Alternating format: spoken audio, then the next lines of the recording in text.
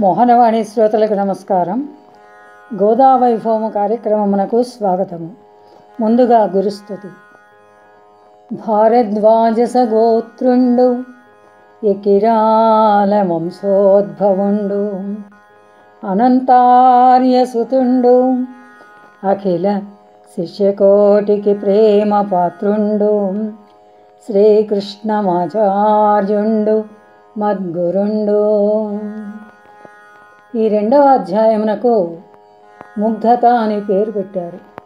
రేయంతా నిదురలేని గోదాదేవిలోని ఆనంద సంపద అంతా ఆమె కన్నులలో ఉబికిన కన్నీటి బిందువులుగా నిలబడింది. శరీరము తేలికైపోయి కర్పూరపు ముద్దవలే వెలిగిపోయింది. భక్తి పరిమళంతో నిండిన మనస్సు వేణుగోపాలునే సేవిస్తున్నది. ఆమెలో వృద్ధి చెందుతున్న తేజస్సు, ఆమెలోని సేవాభావము స్ఫురిస్తున్నాయి. ఆ గోదాదేవి విష్ణుచిత్తుని పుత్రిక. విష్ణుచిత్తుని పుత్రిక విమల చరిత. కోవెలను వేణుగోపాలు సేవనందు చొక్కి అలదోట తాము సురగినక్కి ఇంటికే తెంచి రేయల్ల నిట్లు తలచే.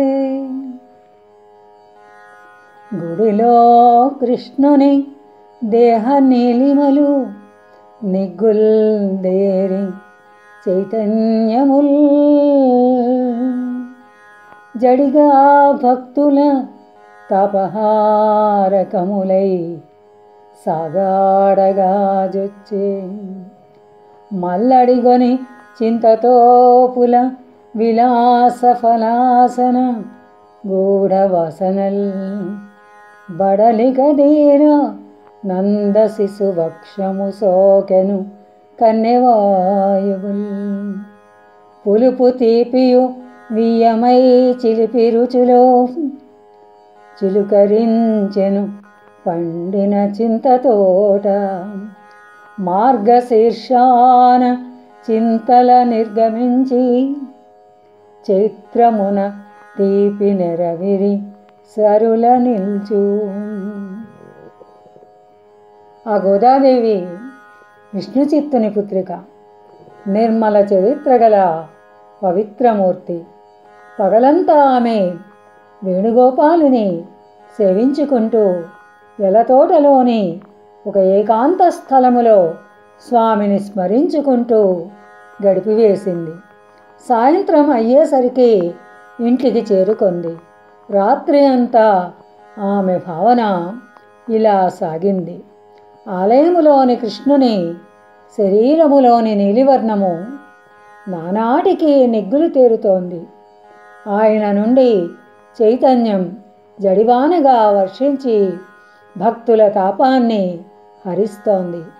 ఈ చుట్టుపక్కల విరగపండిన చింతతోటల పండ్ల నుండి చుట్టుముట్టుతున్న పుల్లని వాసనలతో ఉక్కిరి బిక్కిరవుతున్న ఈ కన్నెగాలెలు నందబాలుని వక్షస్థలాన్ని తాకుతూ బడలిక తీర్చుకుంటున్నాయి.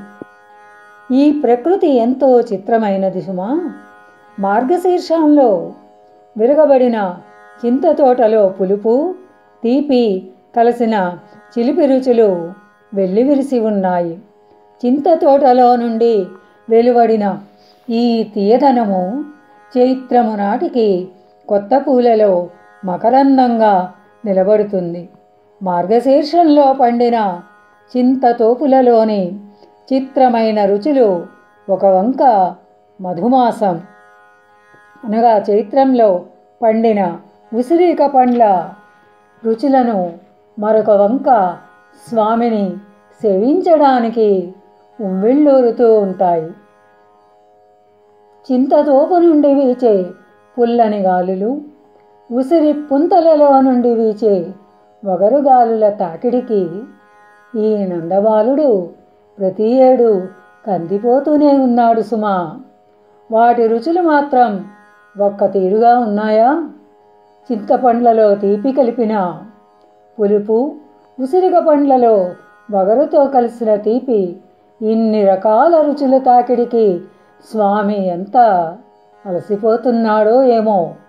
ఒక్క భూదేవి కడుపున పుట్టిన ఒక్కొక్క చెట్టుకు ఎన్నెన్ని ఎంత వింత రుచులు ఎలా ఉంటాయో చిత్రం కదూ.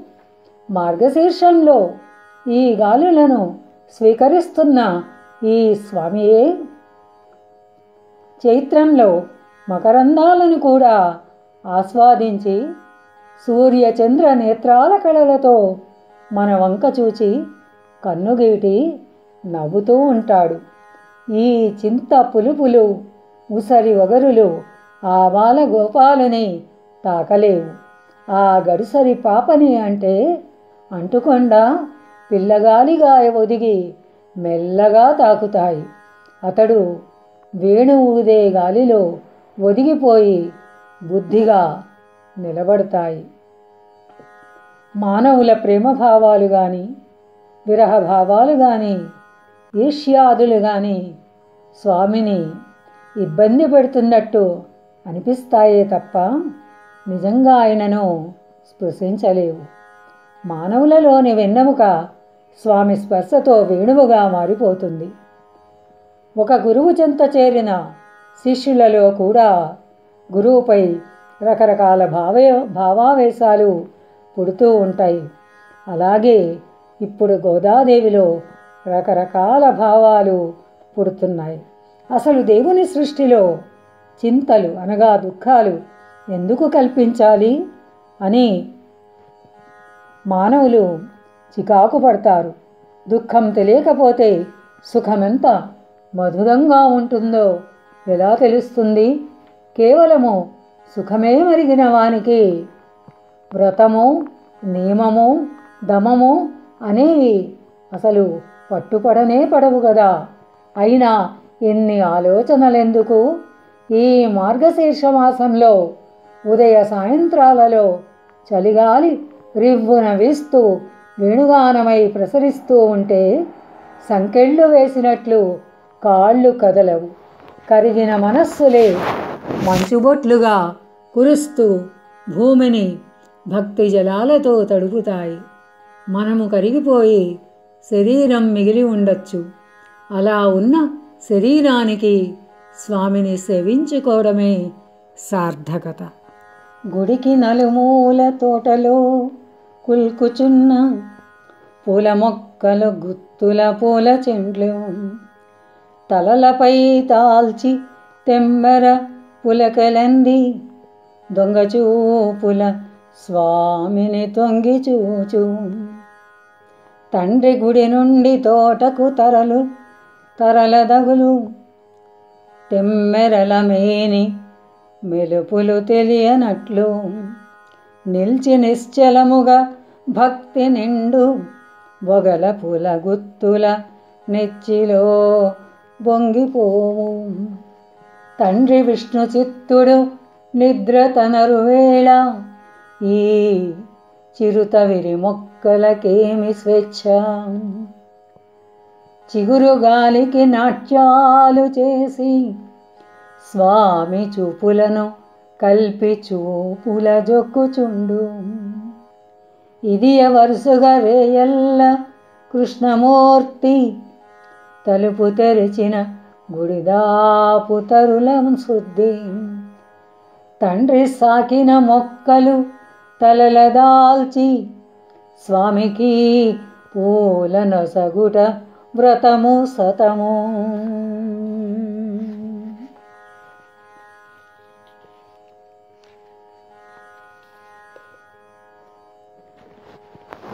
కొలనిలోని పద్మానికి పక్కగా తామరాకుపై నీటి బిందువుల ముత్యాలు వలె మెరుస్తూ నిలబడి ఉంటాయి. అలాగే ఈ మార్గశిర మాసంలో ఉషోదయ సమయాన వికసించిన పుష్పాలు అనే పుణ్యవనితలు తెల్లని మంచు బిందువులనే ఆణిముత్యాలు ముక్కు పుడకలుగా ధరించి పూజలో పాల్గొని చిన్ని కృష్ణుని సుకుమార పాదపద్మం పక్కనే ఆణిముత్యంలాగా ప్రకాశిస్తూ ఉంటాయి. గుడికి నలుమూలల తోటలోనున్న పూల చెండ్లు కన్యలై పూలగుత్తులను శిరస్సుపై ధరిస్తాయి. చల్లని గాలి తెమ్మెరలకు పులకరించి దొంగచూపులతో స్వామిని తొంగి తొంగి చూస్తూ ఉంటాయి. అయితే నాన్నగారు పుష్పాలు సేకరించడానికి తోటలోకి రాగానే ఈ వృక్షాలన్నీ తమ పులకరింతలు తెలియనీయకుండా గుంభనగా పూలగుత్తులు ఆయనకు అందించి భక్తిని గుండెలో దాచుకొని పొంగిపోతాయి. ఇక నాన్నగారు విష్ణు చిత్తులు నిద్రించే వేళలో ఈ చిన్న పూల మొక్కలకు ఎంత స్వేచ్ఛ! చిరుచిరు గాలికి తలలూపుతూ నాట్య భంగిమలు చూపుతూ దొంగ చూపులతో స్వామిని తమ చూపులతో చూపులు కలిపి పరవశించిపోతాయి. కృష్ణమూర్తి గుడి తలుపులు రాత్రంతా తెరిచే ఉంటాయి కదా. ఆ గుడి వద్ద ఉండే పూల మొక్కల అనుభవం రాత్రి అంతా ఇలాగే సాగుతూ ఉంటుందేమో. నాన్నగారు నీరు కట్టి పెంచి పెద్ద చేసిన ఈ మొక్కలు పూలగుత్తులు తలలపై ధరించి స్వామికి సమర్పణ చేయడమే వ్రతంగా బ్రతుకుతున్నాయి సుమా. పై పద్యాలలో ఆమె తన భావాలనే పూల మొక్కలకు అన్వయించి ఆపాదించింది. ప్రకృతిలో తాదాత్మ్యం చెందుతూ స్వామి భక్తిలో లీనమవుతోంది. సఖేలారా, ఈ వ్రతంలో నిద్ర ఎలాగూ సున్నా. కాబట్టి వేకువనే లేచి మీరంతా కూడా నాతో పాటు గుడికి వచ్చి స్వామిని సేవించుకోండి అంటోంది. సఖియలార ధనుర్మాస సద్వ్రతంబు ఏల పట్టినేలబడి నిద్రింపవలయు. నిద్రపోయిన చెలులెల్ల నిద్రపోని వారు స్మరించి స్వామిని పాడవలయు. స్వామికై విరహపడిన మనస్సు నిద్రతో తను వర్చించి నిలుచువేళ. నిశ్చలత భంగమునరింప నీకు డెవరి బరసింపుడు మనసులో స్వామి యందు. నీరు కన్నుల బొట్టులై నిశ్చలముగా నిలిచి నేసొక్కి పోయడు మెలకువందు. చూచి తుడువంగబోకుడు అశ్రువులు స్వామి కర్పించు కన్నీరు స్వామి తుడుచు. విరులు జడతోడ మనసును వెదకు కనులు తనువు నిదురయు స్వామిపై నునిచి మరచి. గర్భగుడిలోన నేనున్న కాలమందు నా కెరిగింపవలె తండ్రి రాక మీరు. స్వామి కోసం విరహపడిన ఈ మనస్సు స్వామికే సమర్పితమైంది. ఈ వ్రతంలో నిద్ర ఎలాగూ సున్నాయే కదా. తెల్లవారుజాము అయింది. ఇక మనం సర్దుకొని వ్రత నియమాలు బట్టి రాత్రి అంతా స్వామిని స్మరించుకుంటూ పగలు దర్శించుకొని సేవించుకుందాము. ఈ చక్కని ధనుర్మాసమనే వ్రతంలో నిద్రపోయిన చెలులందరూ బొట్టి నేలపై నిద్రించాలి. నిద్రపోని వారు స్వామిని స్మరించుకుంటూ గానము చేయండి. పూలు ధరించిన జడతో పాటు దేహాన్ని, దానితో పాటు నిద్రని, స్వామిని అన్వేషించే కన్నులను, వానితో పాటు మొత్తం మనస్సునే స్వామికి సమర్పించి గర్భగుడిలో నిలబడి నేనుంటే, ఒకవేళ నాన్నగారే వస్తే వెంటనే నాకు తెలియచేయాలి సుమా. కనుక మీరు నా సేవలోనే ఏమరుపాటు లేకుండా నిలబడి ఉండాలి.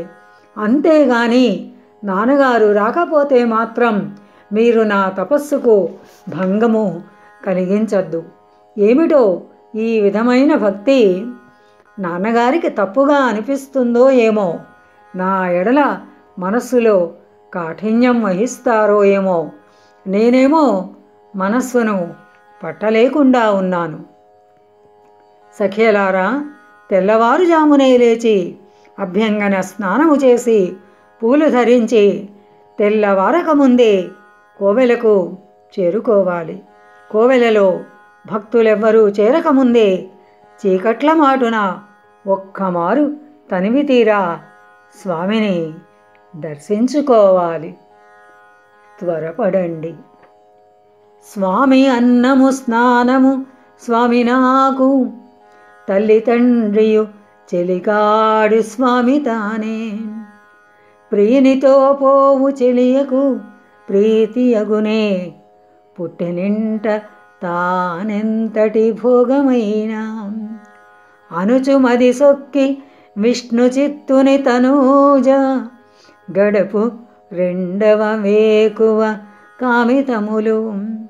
కామితము తీర్చి భక్తులనుముగాక, వరధనుర్మాస రసభావ బంధురములు. కృష్ణుడు ధరించిన పూలదండలే నేను ధరిస్తాను. స్వామి అనుగ్రహించి వదలిన భోగములో అనగా ప్రసాదములో 2 మెతుకులు మురిపంగా తింటాను. నాకు అన్నము స్నానము స్వామియే. నాకు తల్లి తండ్రి చెలికాడు అన్నీ ఆయనే. ప్రియునితో పయనమయ్యే ప్రియురాలికి పుట్టినింటి భోగాలు ఎంతటివైనా రుచిస్తాయా?